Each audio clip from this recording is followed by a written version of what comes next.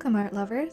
In this video, we're going to look at the work of William Adolphe Bouguereau, who was a French figure painter born in 1825. We're going to be going to his hometown of La Rochelle, seeing some of his work in Paris, as well as visiting the Montparnasse Cemetery, where he was buried in 1905. I've been a fan of Bouguereau for a long time. It all started many years ago. I lived on Vancouver Island, which did not provide access to old masters' work. The internet was still very recent, and my only access to old masters was through books.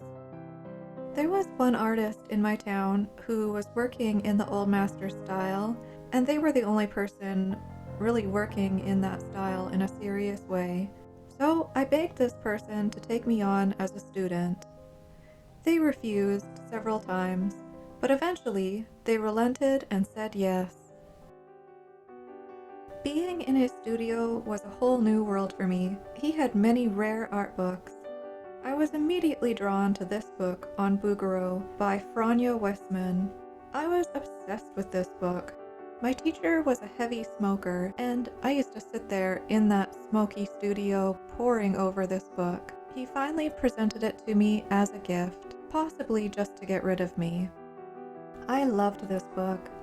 I examined the beautiful color plates, made copies. I lived vicariously through this person named Bouguereau. Basically, I became Bouguereau obsessed.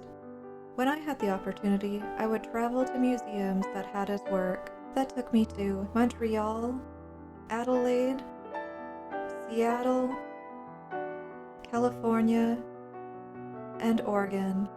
Most recently, this journey took me to France. I made a point of visiting La Rochelle on my visit to France. La Rochelle sits on the Atlantic coast of France, in the Nouvelle-Aquitaine region. Bouguereau was born here and maintained a summer house and studio here, but he also came here to die, despite residing in Paris. La Rochelle was obviously very special to him, and I wanted to see it for myself. Bouguereau didn't come from an artistic or wealthy family. He was born into a not-so-successful olive oil and wine merchant family. His father Theodore and his mother Adeline wanted him to follow in the family business, but he was determined to become an artist. He was mainly encouraged by his uncle Eugene, a priest, and he managed to get together the funds and get accepted into the prestigious École des Beaux-Arts in Paris, where he won a coveted scholarship award in 1850 called the Prix de Rome, which allowed him to study the works of the Italian masters in Rome for 5 years. He was married in 1866 to one of his models named Marie Nelly Montchalblond. They had 5 children together, but sadly, William would outlive 4 of his children, only survived by their eldest daughter, Henriette. Henriette was born in 1857, so William and Nellie must have lived together for several years before getting wed. Nellie, as his wife was called, died in 1877 of tuberculosis. After her death, he expressed interest in marrying his student and neighbor, Elizabeth Jane Gardner. Elizabeth was a brilliant artist in her own right, and was fiercely independent. When he expressed interest in marrying Elizabeth, his mother, Adeline, and his daughter Henriette protested. Adeline forbade his marriage to Elizabeth, and judging from letters by Elizabeth to her family, she didn't care for Adeline and did not want her for a mother-in-law. She described Adeline as being tyrannical and ruling William's house without opposition. After the death of his wife Nellie, William's mother took over the running of his house and studio. In reality, it's because of his mother's dedication to him that he was able to put in such long days. He would get up early and work until the sun went down, and he was able to do that because his mother took care of every other aspect of his life.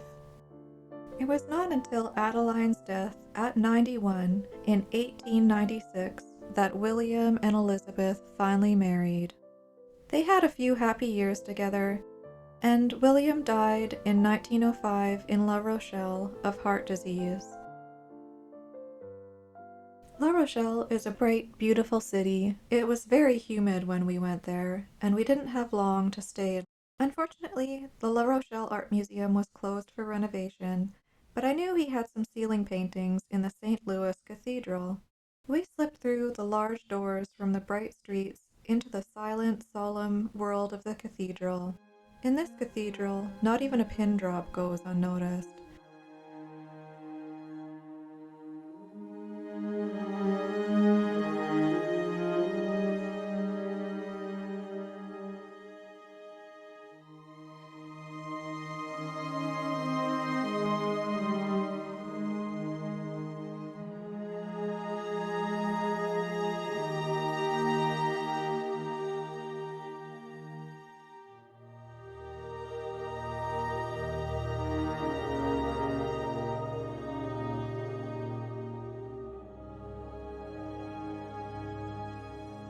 There were many beautiful pieces of art and furniture in the cathedral, as well as beautiful stained glass windows and paintings everywhere.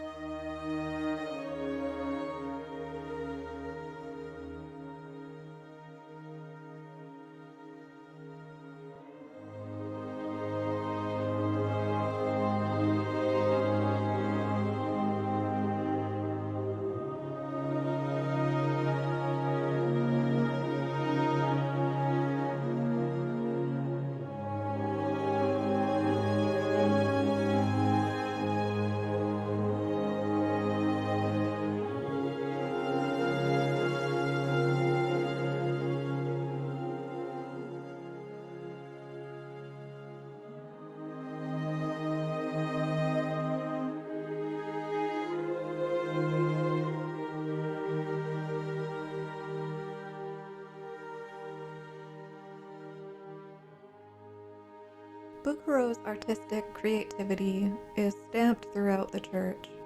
He did the drawings for some of the paintings in the cathedral, although I wasn't able to find out which ones. And some of the stained glass were also based on his drawings and completed in the studio of Antoine Lusson.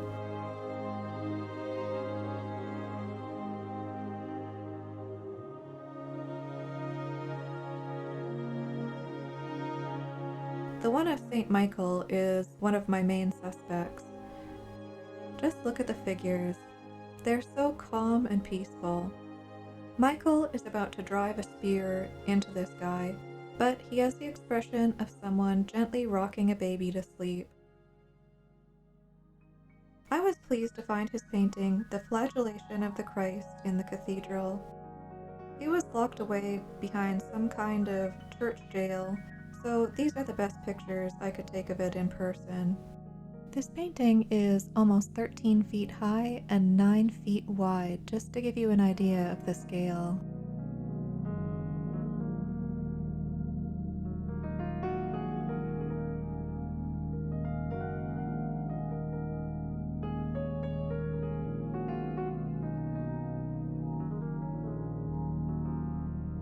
The jewel of the cathedral was the dome of the Chapel of the Virgin, painted by Bouguereau in 1875. He painted the Assumption of the Virgin in the center, surrounded by scenes depicting her life.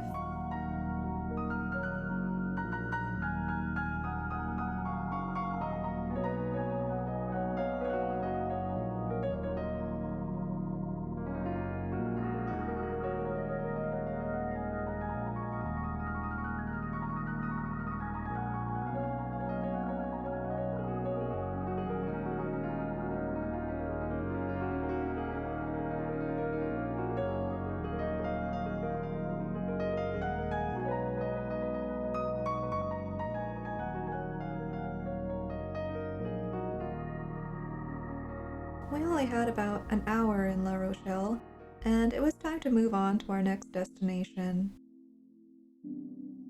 I was able to see one more painting in Paris at the beautiful Petit Palace across from the Louvre.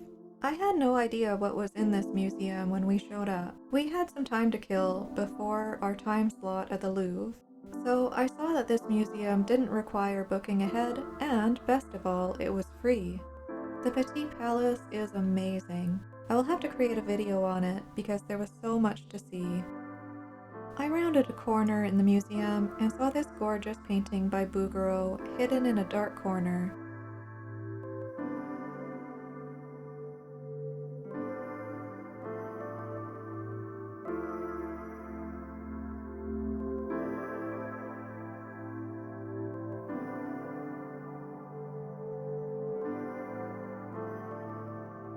Just look at those skin tones. His forms are just perfect. Every time I see a Bouguereau in person, I'm always surprised by how directly they appear to be painted. They look so detailed from a distance and in photos, but they really aren't. I remember the first time I saw a Bouguereau in real life. It was this painting at the Seattle Art Museum. I was shocked by how painterly it was. The silk dress looked almost like something you would expect from Sargent. I could see the drawing of the plaster molding through the thin, barely painted background. I got up so close I ended up with my own personal security guard for the rest of my museum visit.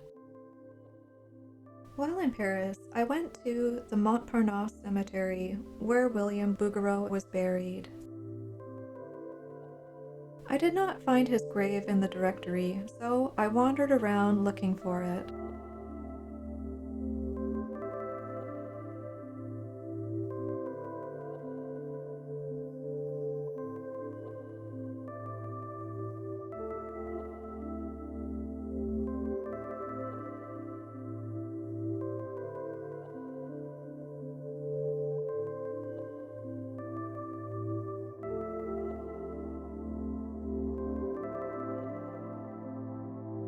I saw so many beautiful graves and tombs, and the cemetery was so peaceful.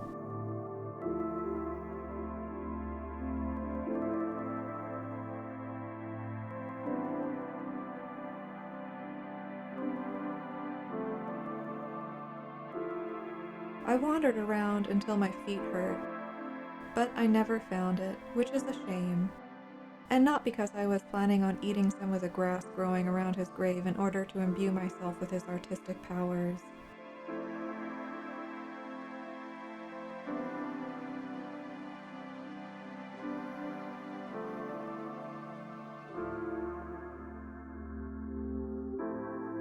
And that concludes my journey to find Bouguereau in France. I hope you enjoyed it.